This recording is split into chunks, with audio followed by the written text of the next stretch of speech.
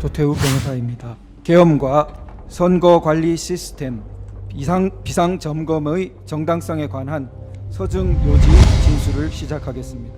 을 제159호증 파주을 재검표 검증 조서 중 금촌 이동 제2투표소 투표록에 관한 내용입니다. 투표록에는 특기 사항을 기재하는 란이 있는데 투표관리관 날인이 누락된 사항 같은 것을 기재하여 개표 시에 날인이 누락된 투표지가 나오더라도 무효표로 만들지 않도록 하기 위함입니다. 이 투표록 특기 사항란에 오전 09시 30분대 약 20장의 투표용지가 투표관리관 도장 날인 없이 선거인에게 교부됨이라고 기재되어 있는데 선관위 사무총장의 증언에 의하면 저 글씨를 쓰는 것은 보통 투표관리관입니다.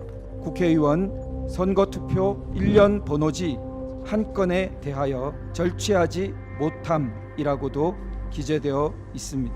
그런데 을 제159호증 중 신면을 보면 1년 반이 지나 실시된 재검표 현장에서 금촌 이동 제2투표소 투표지들 중 약 20장의 투표관리관 도장 날인 없는 투표지와 1년 번호지를 절취하지 못한 한 장의 투표지가 나오지 않았습니다. 재검표장에 들어온 투표지들이 투표소에서 투표된 진짜 투표지들이라면 당연히 금촌 이동 제2투표소 당일 투표지들이 담긴 봉투 속에서는 투표록에 기재된 대로 약 20장의 투표관리관 도장 날인 없는 투표지와 1년 번호지를 절취하지 못한 한 장의 투표지가 나타나야 했을 것입니다. 그런데 이런 투표지가 단 한 장도 없었다는 것은 재검표장에 반입된 금촌 이동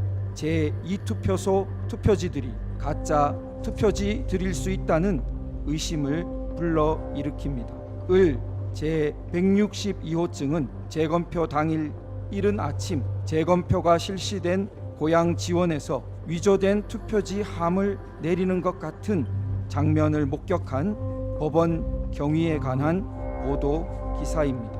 제182호증의 1 불기소 이유 통지서는 원고 박용호 후보가 이 사건을 고소했으나 경찰의 불송치 결정서 그대로 검찰이 불기소 처분을 한 서류입니다.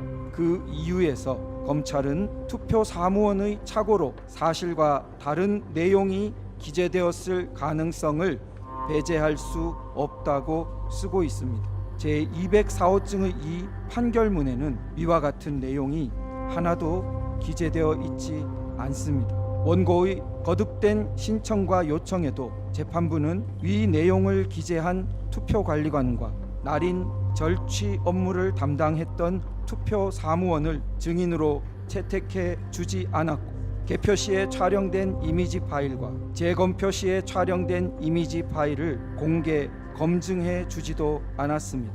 투표관리관이 위 내용을 실수로 썼다는 것도 생각하기 어렵지만 실수로 기재했다는 진술서 한 장 끝내 제출되지 않았습니다.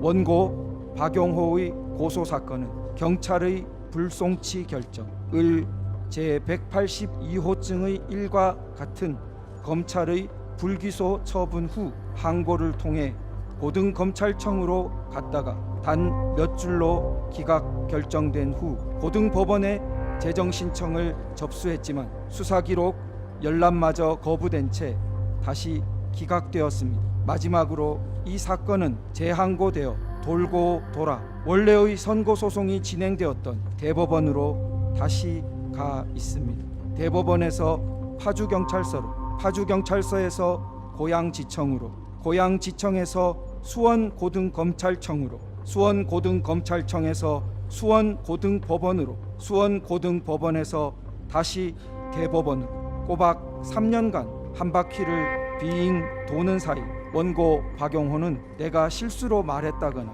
내가 실수로 기재했다는 진술서 한 장 보지 못했습니다. 선관위는 박용호 후보의 선거법 위반이 있는지에 대해 촉각을 곤두세우기만 했습니다. 이것이 대한민국 선관위와 이를 감시하고 견제해 줄 것이라 국민이 믿어온 경찰서와 검찰, 법원의 민낯입니다. 선관위 사무총장은 지난주 본 심판정의 증인으로 나와 금촌 2동 제2투표소 투표관리관, 투표사무원, 참관인들을 증인으로 신청할 수 있도록 인적사항 제출에 적극 협조하겠다고 공언한 바 있습니다. 부디 재판부에서 선관위에 독촉하여 피청구인의 증인 신청이 조속하고 원활하게 진행될 수 있도록 조치해 주실 것을 요청드립니다.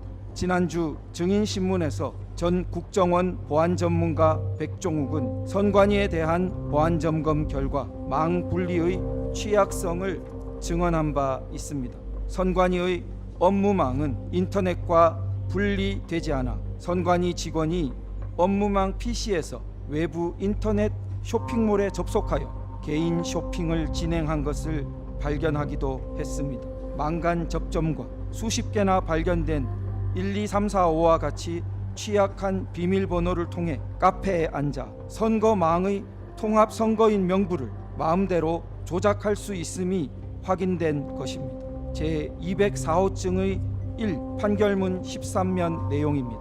2020년 10월 12월 14일자 현장 검증 결과에 의하면 사전투표 시 통합선거인 명부 조회를 위하여 사용되는 선거망은 업무망과 망분리가 되어 운영되는 사실이 인정된다고 쓰고 있습니다.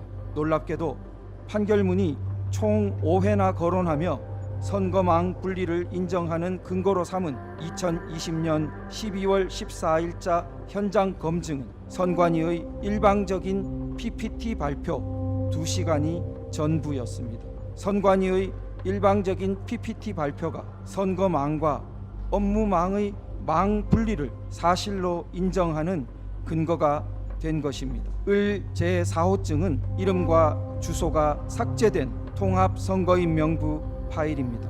국민들은 선관위 선거망의 통합선거인 명부가 외부에서 조작될 가능성을 우려했고 그 우려는 지극히 타당했음이 백종욱 증인신문 등이 보여주었습니다. 국정원 점검보다 3년 전부터 선관위의 통합선거인 명부 점검을 주장했던 연수을 선거소송 원고 대리인들에게 당시 대법원은 실제 투표자 수 검증이 불가능하도록 이름과 주소가 지워진 깡통 선거인 명부를 교부한 뒤 을 제204호증의 1 판결문 41쪽에서 실제 투표를 하였는지 여부까지 확인할 수 있었을 것인데 이에 대하여는 아무런 주장과 증명도 없다고 기재하였습니다. 백종욱 증인 신문에 따르면 해커는 청인과 사인을 탈취한 뒤 사전투표용지 무단 인쇄가 가능했습니다. 한편 같은 날 선관위 사무총장의 증언에 의하면 선관위는 해당 선거의 사전투표용지 발급에 지난 선거, 전전 선거의 잔여 롤 용지를 사용해왔고 그 대장 관리는 엄격하게 되지 않는다고 자백했습니다. 두 증언을 결합해보면 불의한 세력이 마음만 먹으면 선관위 서버에 보관된 청인과 사인을 탈취하고 선관위에 관리대장 없이 보관된 롤 용지와 해킹 가능한 프린터 프로그램을 사용하여 가짜 투표 용지를 무한 제조하는 것이 가능한 상황이었고 그 위험성은 여전히 상존하고 있음을 알 수 있습니다. 제3호증의 1, 19, 21면 등은 가짜 투표지로 의심받는 투표지들의 사진입니다. 재검표장에 나타난 배춧잎 투표지들과 본드풀이 떡칠되어 붙어버린 투표지들이 보입니다. 제149호증 동영상 재생 준비를 좀 부탁드리겠습니다. 149호증은 연수을 재검표장에 나타났던 붙은 투표지의 동영상입니다. 동영상 제가 만들게요. 아니 동영상 촬영이 돼요? 네네네. 제가 그 권한을 그러다 말 몰라서 죄송합니다. 법관님이 오셨어요. 예. 계속 촬영 중이에요. 전문으로 붙은 게 아니라 됐습니까? 네, 전문으로 되셨으면 됐다. 네, 됐어요. 네? 계속 촬영하고 있어요. 네, 요거 그럼 이제 띄워서 카운팅 할게요. 네, 네, 네. 이거 안 띄워진다. 어머나, 이게 뭐야? 안 띄워져. 이것도 그냥 여기다가 카운팅 불가하는 걸로 해야 되고. 접촉면을 자세히 한번 찍어볼게요. 이게 어떻게 붙어 있는지. 네, 거기까지 보시겠습니다. 대법원은 붙은 투표지들이 우편 봉투에 풀이나 정전기 때문이라고 판결문에 기재하였습니다. 2020년에 제기된 126건의 선거 소송 중 리딩 케이스로 이후 다른 판결문들이 거의 따랐었다 해도 과언이 아닌 판결이 제204호증의 1 인천 연수을 선거무효소송 판결문입니다. 제156호증 검증조서에 관련된 일장기 투표지 또한 인천 연수을 것입니다. 연수을 재검표를 통해 송도 2동 제6투표소에서 인형이 뭉개진 투표지들이 세 후보의 것을 합쳐 총 294매나 새롭게 무효표로 판정받았습니다. 1974명이 투표한 곳에서 인형이 뭉개진 투표지가 1000장도 넘게 나왔는데 그중 한 글자도 못 알아볼 지경인 것만 무효로 처리해도 294표가 새롭게 무효로 처리되었습니다.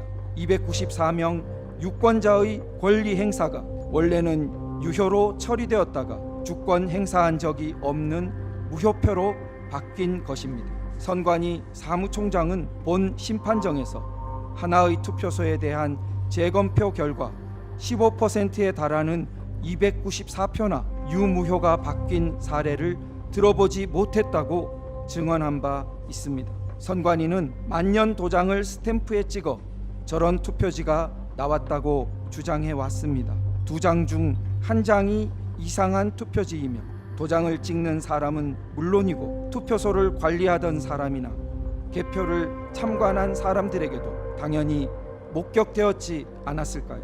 을 제157호증 증인신문 조서입니다. 문제되는 투표소의 투표관리관은 법정에 증인으로 나와 선서를 하고 자신은 그와 같은 투표지를 보지 못했으며 들은 기억도 없고 나란히 앉아 날인을 담당했던 투표사무원 두 사람 중 한 사람도 자신과의 통화에서 그런 투표지를 본 기억이 없다고 말했다며 증언했습니다. 1억 원 현상 광고에도 저런 투표지를 투표소에서 보았다는 사람이 나타나지 않았습니다. 상당히 많은 수의 국민들은 일장기 투표지 1000여 장이 투표장에서도 개표장에서도 발견된 적이 없고 투표록에도 개표록에도 기재되지 않은 오직 재검표장에서 새로 발견된 가짜 투표지라고 의심하고 있습니다. 그러나 을 제204호증의 1 판결문에서 대법원은 투표관리관이 못 보았을 수 있다는 말로 넘어갑니다. 투표사무원과 참관인들에 대해 조사하지 않은 것은 당연히 기재되지 않았습니다. 선관위는 5년째 일장기 투표지가 나온 송도 2동 제6투표소에서 직접 날인을 담당했던 투표사무원의 진술서 한 장 제출하지 못하고 있습니다. 선관위 사무총장은 지난주 본 심판정의 증인으로 나와 송도 2동 제6투표소 투표관리관, 투표사무원 참관인들을 증인으로 신청할 수 있도록 인적사항 제출에 적극 협조하겠다고 공언한 바 있습니다.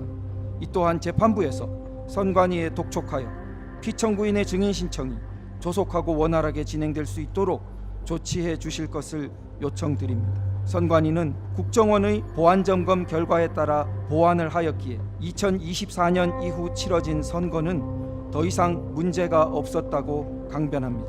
그러나 을 제160호증 및 을 제163호증 수원 정선거구의 개표 및 집계 상황을 보면 2024년 4월 10일 제22대 국회의원 선거 또한 개표기의 통신 가능성, 결과값의 세팅 우려 등 대표적인 의혹들이 여전히 해소되지 못하고 있음을 보여줍니다. 선관위가 투표지 분류기라 부르는 전자개표기 안에는 LG 그램 노트북 컴퓨터가 내장되어 있습니다. 백종욱 증인신문 등에 따르면 전자장비인 투표지 분류기에 USB 등을 연결하여 오작동하도록 조정이 가능하며 통신 가능성도 배제되지 않았습니다. 개표 절차는 분류기를 거쳐 1차 결과값이 기록되고 미분류된 투표지들을 중심으로 수검표 과정을 거쳐 수정된 최종 결과값이 개표 상황표에 기재됩니다. 당연히 최종 결과값이 중앙으로 집계되어 후보별 득표수와 당락이 결정되어야 합니다. 그러나 백종욱 증인신문 조서 등에 따르면 외부에서 선거망에 침투하여 후보별 득표수의 변경이 가능했다고 기재하고 있습니다. 을 제65층 중 수원정 선거구 원천동 제5투표소의 개표 상황표를 살펴보겠습니다. 전자개표기를 통과한 1차 결과값은 민주당 김준혁 후보 701표, 국민의힘 이수정 후보 1082표, 무효표는 0표, 재확인 대상 투표지 수는 53표였습니다. 수검표 결과 재확인 대상 투표지 중 유효표는 14표로 최종 결과값은 민주당 김준혁 후보가 3표를 더해 704표이고 국민의힘 이수정 후보가 11표를 더해 93표가 되었습니다. 그런데 을 제163호증 선관위 개표 결과 발표를 보면 원천동 제5투표소에 관하여 민주당 후보 701표, 국민의힘 후보 1082표로 수검표를 거친 최종 결과값이 아니라 전자개표기만을 거친 1차 결과값이 등록되어 있는 것을 알 수 있습니다. 하나의 투표소에 해당되는 문제라면 그럴 수도 있겠다 싶지만 수원정 선거구 모든 투표 단위에서 한결같이 최종 결과값이 아니라 1차 결과값이 최종 결과로 등록되고 공시되어 있습니다. 선관위는 중앙으로 결과값을 보내는 사무원과 이를 감시 감독하는 사무원이 함께 모든 투표 단위에 대해 실수했다는 변명입니다. 대전과 부산에서 각각 관내 사전 투표자 수를 수개로 집계한 것보다 선관위의 최종 집계 결과가 약 50명 내지 90명이 불어난 사례가 보고되고 있습니다. 사전 투표자 수에 허위로 부풀려진 수가 존재한다는 오랜 우려가 2024년 총선에서도 여전히 해소되지 못하고 있음을 보여줍니다. 제187호증에 사는 2024년 4월 10일 총선 당시 포항시 북구 개표소에서 4년 전 2020년 QR코드가 찍힌 사전투표 투표지가 나왔다는 보도입니다. 을 제187호증의 8기사는 4년 전 사전투표지에 선관위 직원의 지문만 묻어있어 수사가 중지되었다는 내용입니다. 수사 중지, 실수, 몰랐을 수 있다. 실수 가능성을 배제할 수 없다. 선관위는 자체적인 정화 능력이 극도로 의심되고 입법부는 선관위로부터 수혜를 받는 격이며 사법부는 언젠가부터 선관위와 한몸처럼 취급되고 수사, 감사, 행정부에 대해 선관위는 헌법상 독립기관임을 내세워 거부의 장벽을 높여왔습니다. 선거관리 시스템이 결함없이 공정하게 작동되지 않으면 국민들은 주권자인 국민이 뽑은 정당한 대의기관이 아니라 불의한 세력의 지배를 받게 되며 그들과 연결된 해외 주권 침탈 세력에 의해 국가 주권이 예속되어 이중으로 노예와 같은 처지에 떨어지게 됩니다. 선거 관리는 자유민지 체제 국민의 생명선과 같은 문제라 하지 않을 수 없습니다. 대통령은 전 국민이 뽑은 가장 민주적 정당성이 큰 최고의 대의제 기관으로서 헌법 수호에 막중한 책무를 지고 있는 바 선거 관리가 국민 절반 가까이의 불신을 받고 어떠한 제도적 견제도 불가능함이 확인되었을 때 이를 방관하는 것이 오히려 그 직무의 유기라 할 것입니다. 개헌법 7조에 의한 선거관리 시스템 비상 점검 지시는 현재의 상황에서 국가 원수인 대통령이 헌법 질서 수호를 위해 헌법 질서의 틀 내에서 내린 결단이었다고 하겠습니다. 청구인은 현재와 과거 선거관리 시스템의 심각한 문제성도 인정하지 않고 계엄과 피청구인의 점검 지시 모두를 헌법 파괴적인 것으로 비난하고 있습니다. 이처럼 거대한 입장의 분열과 간극 앞에서 통합적 이성을 회복할 수 있는 객관적 시도인 인천 연수을 통합선거인 명부와 실제 투표자 수 일치 여부에 대한 3차 검증 신청이 본 심판정에서 기각되었습니다.